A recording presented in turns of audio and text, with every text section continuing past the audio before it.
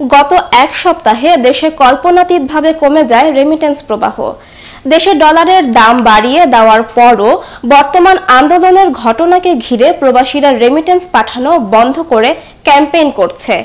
গত সপ্তাহের রেমিটেন্স চিত্রে দেখা গেছে আগে একদিনে যে পরিমাণ রেমিটেন্স দেশে এসেছে যা গত এক সপ্তাহে এসেছে সেই পরিমাণ। সম্প্রতি বাংলাদেশ ব্যাংক রেমিটেন্স নিয়ে কোনো তথ্য প্রকাশ করেনি।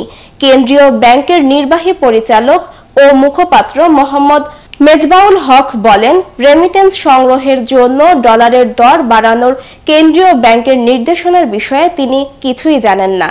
ব্যাংকগুলো যে রেট অফার করছে সেটাও নিয়মের মধ্যে আছে।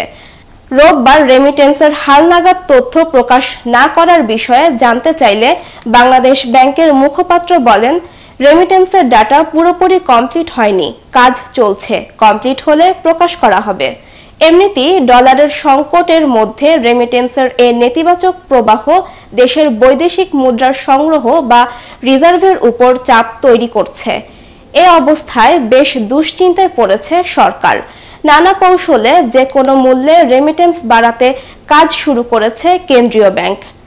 সংশ্লিষ্টরা বলছেন, কোটা সংস্কার নিয়ে শিক্ষার্থীদের আন্দোলনের সৃষ্ট উদ্ভূত পরিস্থিতিতে ইন্টারনেট বন্ধ থাকা সহ নানা কারণে চলতি মাসে রেমিটেন্স কমে যাওয়ার আশঙ্কা আছে।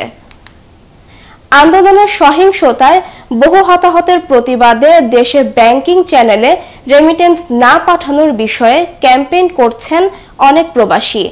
তাদের ক্যাম্পেইন যদি সফল হয় আর সরকার বা কেন্দ্রীয় ব্যাংক যদি এর বিপরীতে কার্যকর পদক্ষেপ নিতে না পারে তাহলে রেমিটেন্স আহরণে বড় ধরনের ধাক্কা খেতে পারে বাংলাদেশ। বৈদেশিক মুদ্রার বাজারে স্থিতিশীলতা ফেরাতে গত 8 মে কলিং পেগ পদ্ধতি চালুর পর ডলারের দর এক লাফে 60 টাকা বেড়ে 117 টাকা হয়ে যায়। 2 মাসের বেশি সময় ধরে ডলারের দর 117 থেকে 118 টাকায় স্থিতিশীল আছে। দাম বাড়ায় রেমিটেন্স প্রবাহ কিছুটা বাড়তে থাকে, কিন্তু ছন্দপতন হয় গত সপ্তাহে। কোটা সংস্কার ইস্যুতে শিক্ষার্থীদের আন্দোলনের কারণে গত সপ্তাহে 6 দিনে অন্য সময়ের এক দিনের সমান রেমিটেন্সও আসেনি। রাজনৈতিক পরিস্থিতির কারণে রেমিটেন্স কমে গেছে, তবে এটা যদি দীর্ঘমেয়াদে কমতে থাকে তাহলে ভয়াবহ বিষয় হবে, কারণ রাজনৈতিক পরিস্থিতি খারাপ হলে অর্থ পাচারকারীরা সক্রিয় হয়ে ওঠে। এর ফলে দেখা যাবে প্রবাসীরা অর্থ পাঠাবে, তার আত্মীয়স্বজন টাকা পাবে, কিন্তু দেশে ডলার আসবে না, যা অর্থনীতির জন্য খারাপ ফলাফল বয়ে আনবে। এদিকে সাধারণত সপ্তাহের প্রথম কার্যদিবসের আগের সপ্তাহে রেমিটেন্সের হালনাগাদের তথ্য প্রকাশ করে বাংলাদেশ ব্যাংক, কিন্তু এ তথ্য প্রকাশ করেনি কেন্দ্রীয় ব্যাংক। তবে বাংলাদেশ ব্যাংকের নির্ভরযোগ্য সূত্রের তথ্য অনুযায়ী গত সপ্তাহে 19 থেকে 24 জুলাই রেমিটেন্স এসেছে মাত্র 7 কোটি 80 লাখ মার্কিন ডলার। এর আগে 1 থেকে 18 জুলাই এসেছিল 142 কোটি 20 লাখ ডলার। অর্থাৎ চলতি মাসের প্রথম 18 দিনে প্রতিদিন গড়ে প্রবাসী আয় এসেছিল 7 কোটি 90 লাখ ডলার। এই হিসাব বলছে গত সপ্তাহে দেশে রেমিটেন্স আসা কমে গেছে। এর ফলে ডলারের দর বাড়ানোর পর গত মে মাসে 225 কোটি ডলার এবং জুন মাসে 254 কোটি ডলারের রেমিটেন্স আসে। একক মাস হিসাবে 47 মাসের মধ্যে সর্বোচ্চ রেমিটেন্স আসে জুন মাসে।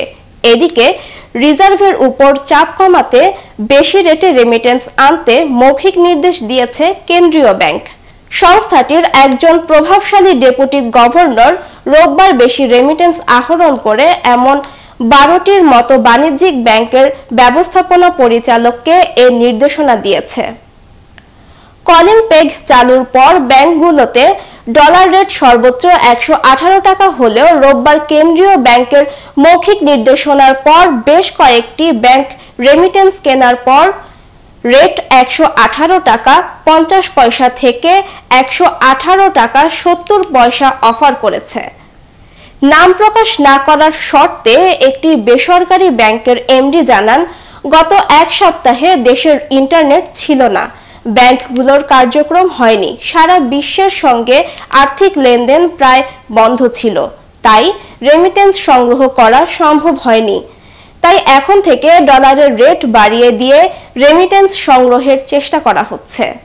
কেন্দ্রীয় ব্যাংকের তথ্য অনুযায়ী সর্বশেষ 2023-24 অর্থ বছরে প্রথম মাসে জুলাইয়ের 117 কোটি 31 লাখ, আগস্টে 159 কোটি 94 লাখ, সেপ্টেম্বর মাসে 133 কোটি 43 লাখ, অক্টোবরে 117 কোটি 14 লাখ, নভেম্বরে 113 কোটি, ডিসেম্বরে 199 কোটি 12 লাখ, জানুয়ারিতে 211 কোটি 31 লাখ, ফেব্রুয়ারিতে 216 কোটি 45 লাখ, মার্চ মাসে 199 কোটি 70 লাখ, এপ্রিলে এসেছে 204 কোটি 42 লাখ, মে মাসে এসেছে 225 কোটি 38 লাখ মার্কিন ডলার রেমিটেন্স।